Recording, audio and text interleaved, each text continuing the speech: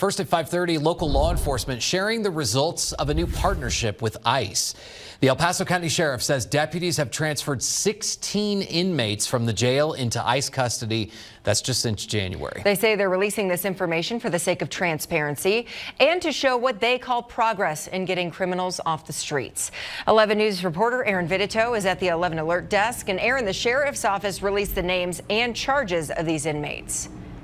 And Lindsay, it's important to note that these are charges, not convictions. These are charges that people are being accused of. But when I asked the sheriff if there had been any convictions, he says he wasn't able to say so far, but it did just check some court documents, and at least one of them did have an open case.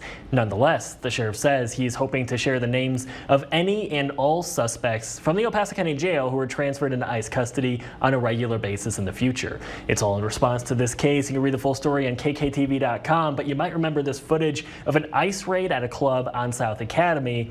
It resulted in more than 100 arrests, and according to ICE, 18 of those people so far had final orders for deportation. Sheriff Joe Roybal says he felt the national media coverage of this painted law enforcement in a negative light, and he wants to share information on how local law enforcement's working with these federal officials in an effort to gain trust back from the public. The individuals that we released to ICE in fact had criminal charges, some of them heinous charges. It is not families that were sweeping from the streets, and that national coverage has spread fear to our community. And that's why I'm hoping here our local partners will share. That's not happening here with the sheriff's office.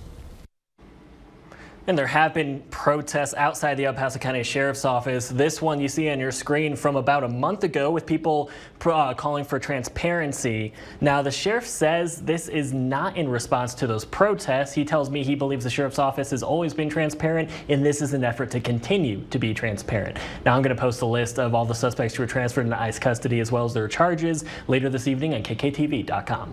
Guys, back to you. All right, Aaron, thanks so much.